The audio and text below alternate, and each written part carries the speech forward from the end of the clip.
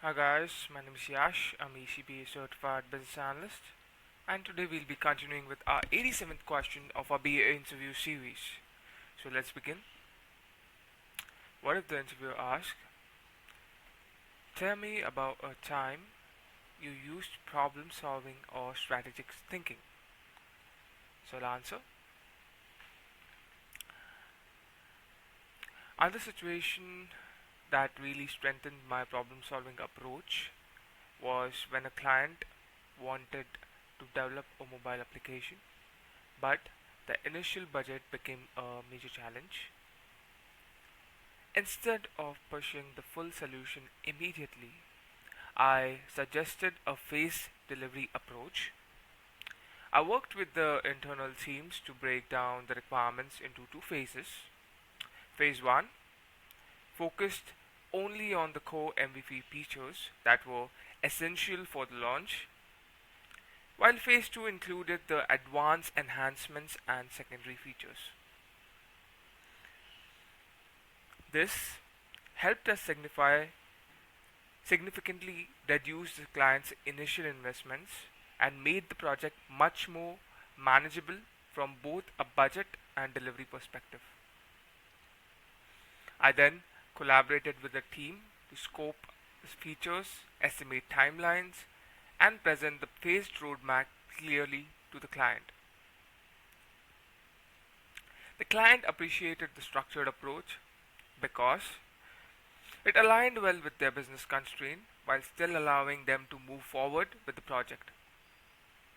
We successfully delivered phase 1, built client confidence, and eventually moved ahead with the phase 2 as well.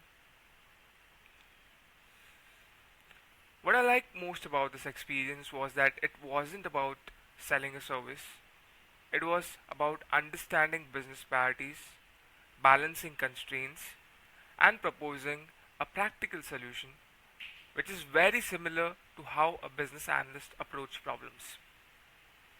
So, as you can see, guys, this is one more situation where you know, this is basically a continuation of the 85th question, which was about the problems, challenging problem which I have solved during my BDM experience at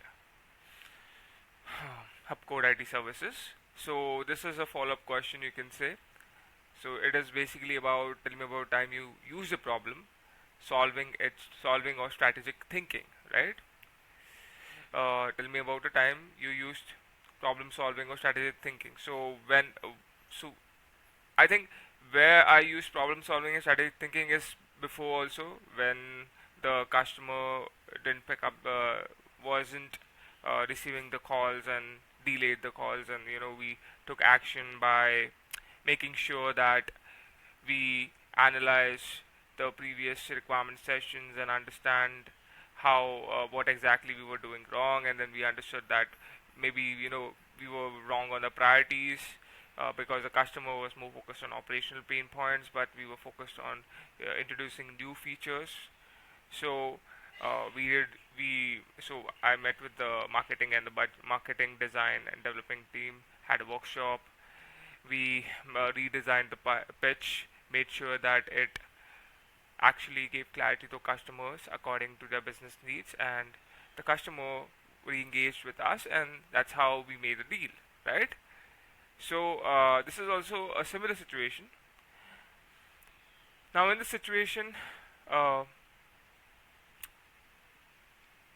this actually strengthened my problem solving approach, was when a client wanted to develop a mobile application, but the initial budget became a major challenge, right? So instead of pushing the full solution immediately, I suggest a phased delivery approach. So instead of just pushing the full solution, I think the phased delivery approach would have worked well. So I suggested that. I worked with the internal delivery teams to break down the requirements into two phases. The phase 1 was focused only on the core MVP features that were essential for the launch. MVP basically means minimum viable product. Okay, So the core MVP features are very basic features which kind of gives a kickstart to the website of the client, while the phase 2 included advanced enhancement and secondary features. So as you can see here, also I'm prioritizing the core features, the important features like payment, like login, different features which are very important for a site to work, for a product to actually begin. So that is the MVP. That's called MVP. Okay, and the phase 2 included all the advanced enhancement and secondary features which we keep while doing our prioritization. You know, ways. For example, if we do Moscow, if we do Kano model, we normally divide this into phases, right? Uh, from high priority to low priority. So that's that. So this helped significantly reduce the client's initial investment and made the project much more manageable from both a budget and a delivery perspective. So instead of going all in, what we did in two phases, which eventually reduced the client's budget because basic features don't need much of a budget. So client was also very happy at the start. I then collaborated with team to scope features, estimate timelines, and present the phased roadmap clearly to the client. So then I had to collaborate with the team to uh, to make sure that I elicit the scope features, estimate the timelines, and present the phased roadmap clearly to the client, so that the client has a clarity how things will go on. The client appreciated the structured approach because it aligned with their business constraints while still allowing them to move forward with the project.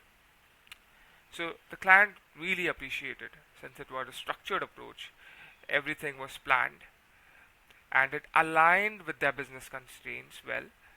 So we successfully delivered phase 1, built client confidence, and eventually moved ahead with the phase 2 as well. So as you can see, we successfully delivered phase 1 because of that the client had trust in us, and that's why we confidently eventually moved to phase 2 as well.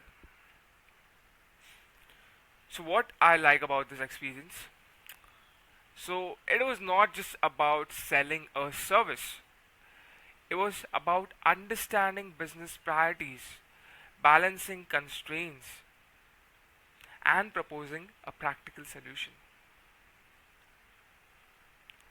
This, you can see, is very similar to how a business analyst approaches. Now you see, this is my BDM experience.